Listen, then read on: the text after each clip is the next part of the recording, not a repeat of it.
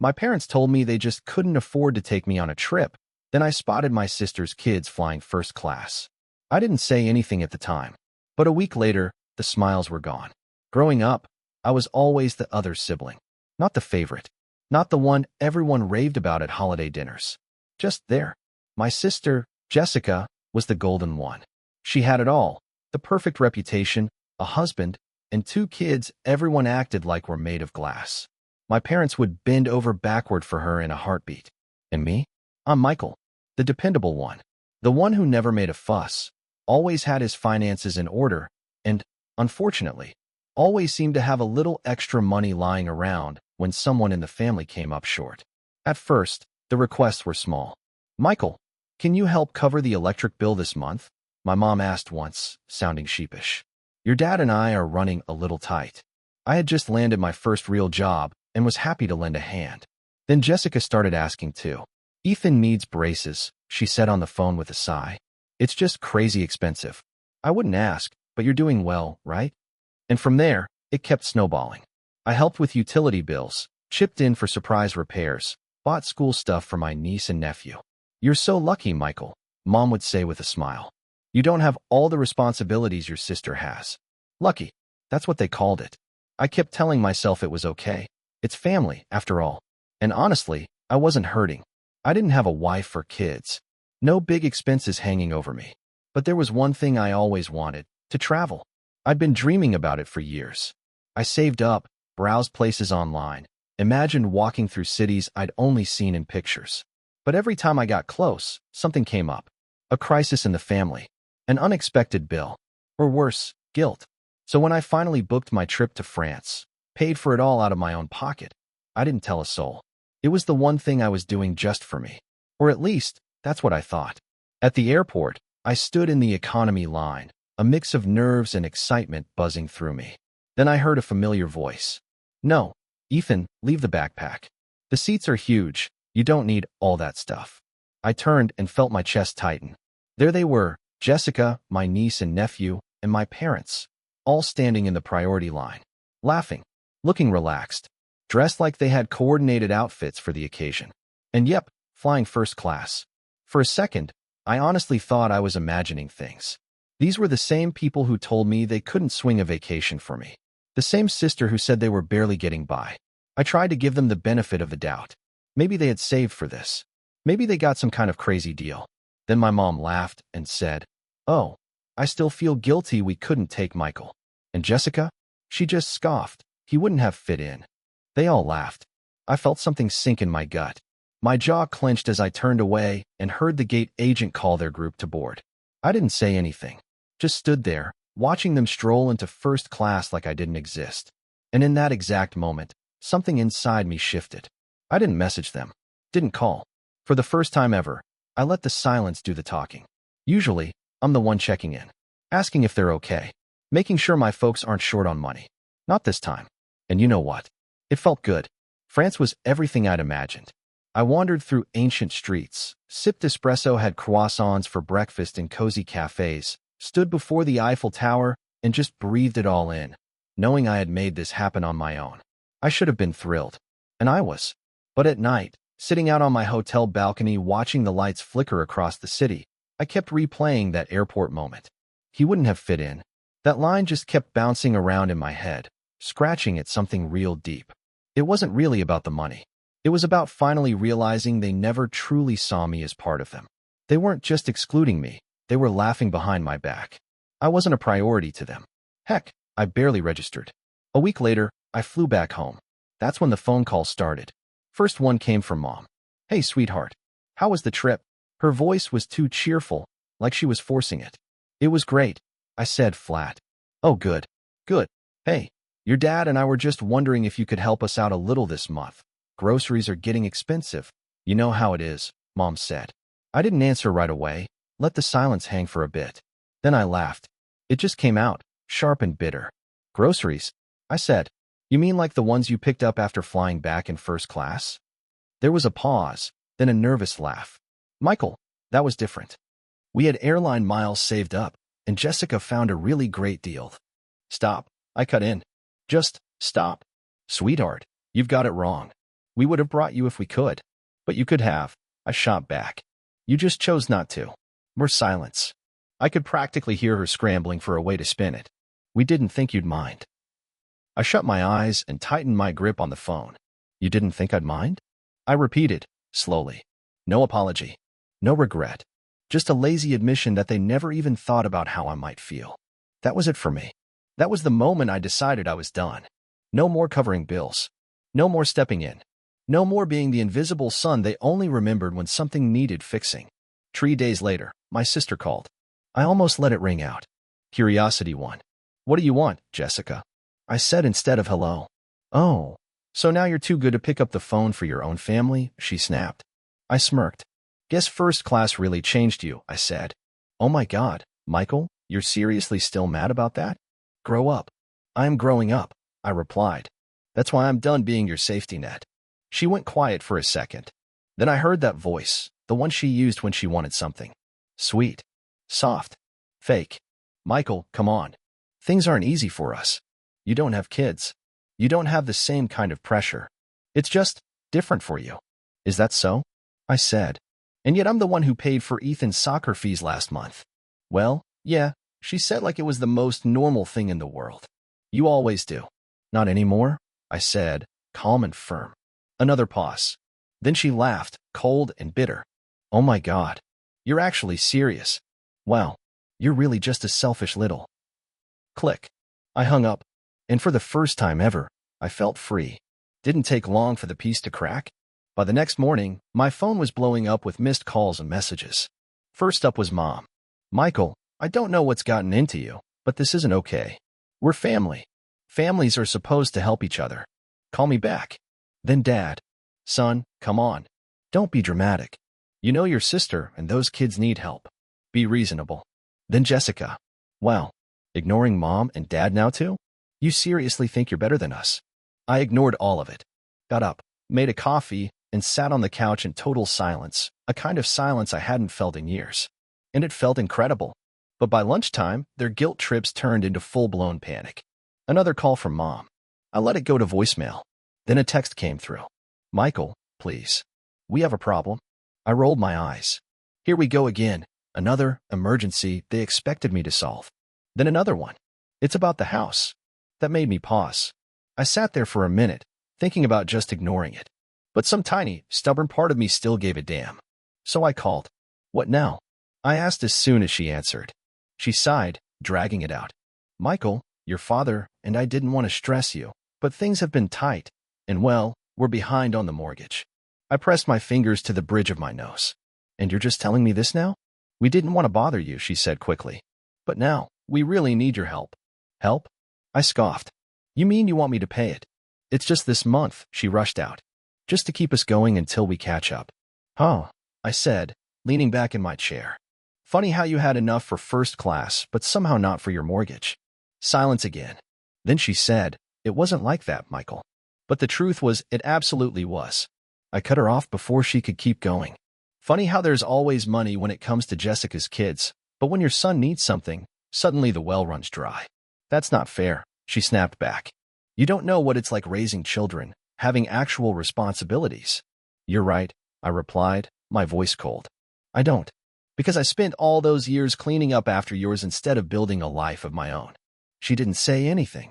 Just silence. Then finally, a softer tone. Michael, we really need you. And there it was the truth. They didn't need me because they cared. Not because they valued me. They needed me because without me, their whole setup collapsed. I know, I said. But this time, you'll have to figure it out without me. I ended the call. And for once, I didn't feel a shred of guilt. The days that followed were strangely quiet. No texts. No calls. No guilt-tripping voicemails. I was finally completely free. But I knew it wouldn't last. On the third day, right on cue, I heard someone knocking at my door before I even checked my phone. It was Jessica. Open the door, Michael, she called out. I didn't rush. Took my time standing up, not exactly eager for the drama. When I finally opened it, she pushed right past me, didn't even wait to be let in. What is wrong with you? She hissed, dropping her purse on my kitchen counter like she owned the place. Excuse me. I raised an eyebrow. Don't play dumb, she said, her voice sharp. Mom's having a meltdown. Dad's freaking out, and now I'm stuck picking up the pieces because you decided to throw a tantrum. I crossed my arms. So, you're saying you're finally the one handling things. For once. She rolled her eyes. Oh, please. Don't be so dramatic. You know they need help. Oh, I get it, I said. I'm just being mean because I'm jealous, right? Yes, Michael.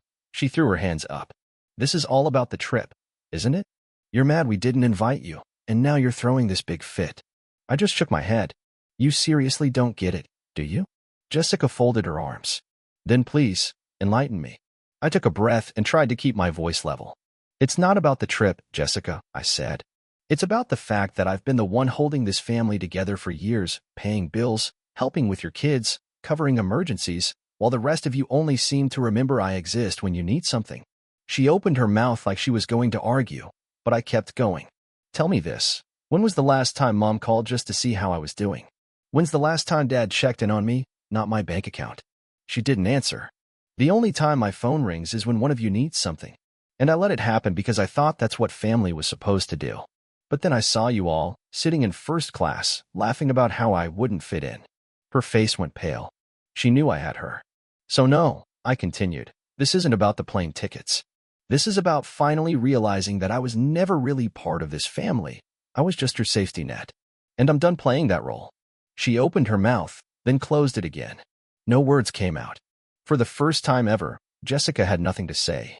Finally, she grabbed her purse. Fine, she said stiffly. Do whatever you want. But don't come crawling back when you realize how badly you messed up. I smiled. Don't worry, I said. I won't. She slammed the door behind her. And I stood there, feeling lighter than I ever had before.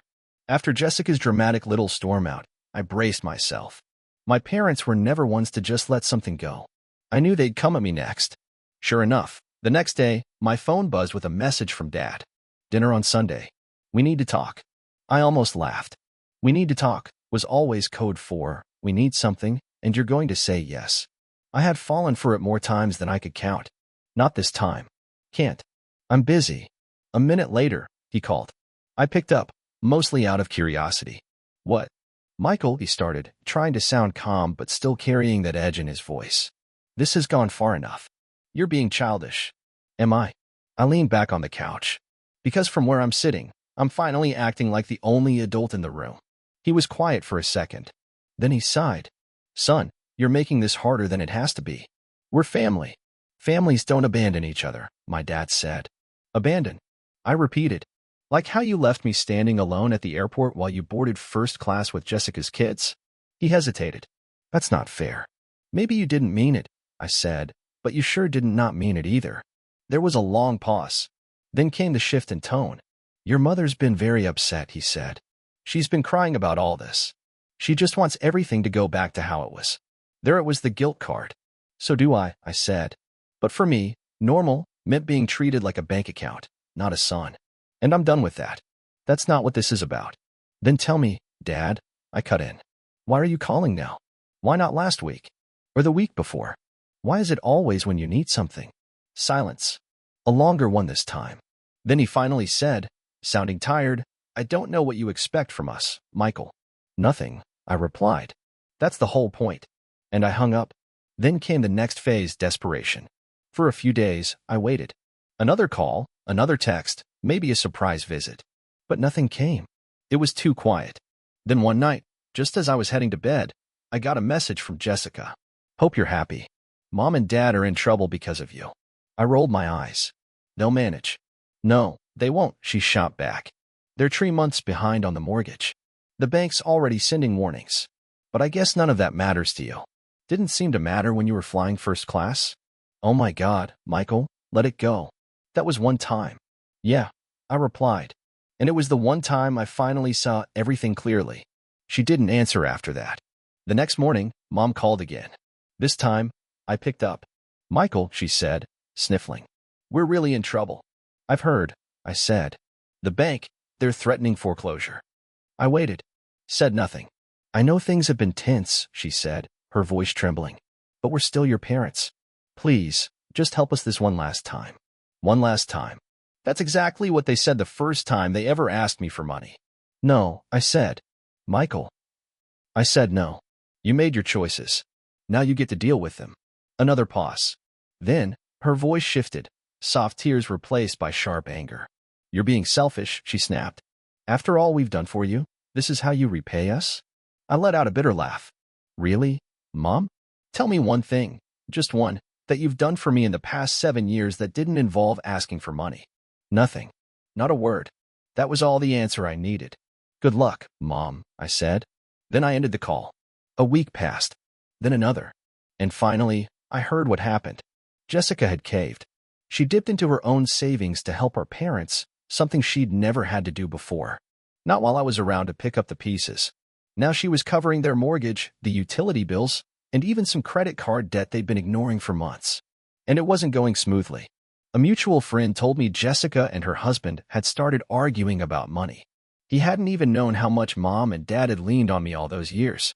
And now that it was her turn to carry the load, their perfect life was cracking under the pressure. The easy smiles? Gone. As for my parents?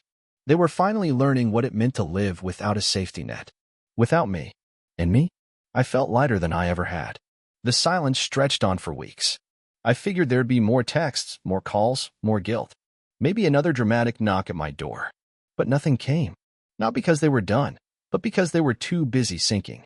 And for the first time in my adult life, I felt truly free. A life without them. My paycheck? All mine now. I didn't have to set money aside for their bills. Didn't have to pay for Jessica's kids' school stuff. Didn't have to rearrange my budget just to meet their latest emergency. For once, I started doing the things I had always put off. I started fixing up my apartment, bought some new furniture, gave the place a fresh look, even splurged on that fancy espresso machine I'd been eyeing for months. Then I booked another trip. This time, I went to Thailand, a dream I'd had since I was a teenager. And for once, I enjoyed it all without feeling guilty. No constant texts. No sudden financial emergencies. No shame for spending my own money on me. It felt like stepping into a different version of my life. One where I wasn't just a wallet with legs to the people who were supposed to care about me. But then things started to unravel for them. One night, I was scrolling through social media when I saw a tag from one of Jessica's friends. It was a picture of her and her husband out at dinner, but something felt off.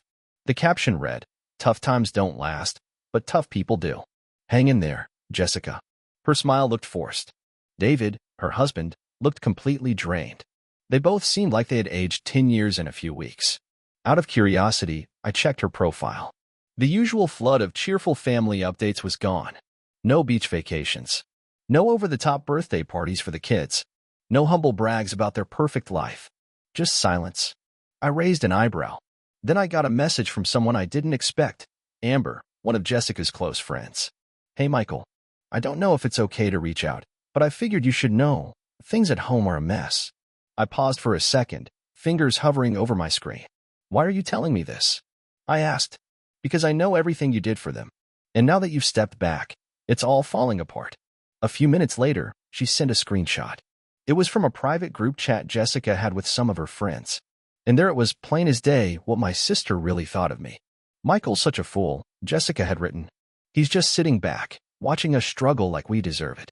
He only cares about himself." I had to drain my savings just to keep Mom and Dad afloat. And guess what? They're still sinking. We can't keep up. David's furious, says this is all their fault for relying on Michael in the first place. I swear, if Michael doesn't come crawling back soon, I don't know what we're gonna do. I actually laughed out loud. Crawling back? She still thought I was the one who needed them. Then came a phone call I never saw coming.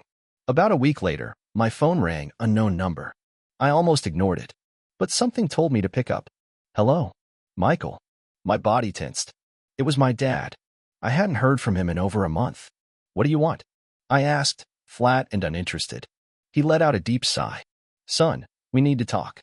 "No, we really don't." "Michael," he said, slipping back into that same old patronizing tone. "Enough is enough. You've made your point. But come on, we're your parents. This is getting out of hand." I smirked. "You mean what's getting ridiculous is me not handing over money anymore? You abandoned your family over a vacation," he snapped. And there it was, still missing the point entirely. "This was never about the vacation," I said, losing patience. "It's about the years I spent putting everything aside to help a family that never once truly appreciated it." "That's not true," he said quickly. "We've always appreciated you. Then why was I never invited? I cut in. Silence. I could hear him breathing on the other end, but the question hit too close. He had no answer. Look, he finally said. We can fix this. Your mother and I. Fix what, Dad? I interrupted again. The fact that I finally have some boundaries? That you can't guilt me into bailing you out anymore? That's not fixing anything. That's just dragging me back to where we started. More silence. Then he exhaled hard. Jessica's not doing well, Michael. She needs help. I laughed before I could stop myself. So now Jessica needs me, huh? She's drowning. David's talking about selling the house. The kids don't understand what's going on. Not my problem. Michael, be reasonable. I am, I said calmly. For the first time in my life, I'm being perfectly reasonable. Long silence. Then his voice dropped, hard and cold. So that's it. You're just walking away. You're the ones who walked away first, I reminded him. Back at the airport. Remember? Silence. Again. Then finally, he muttered something under his breath, bitter and clipped. Fine. That's all he said before hanging up. And just like that, that was the last time I ever heard my father's voice.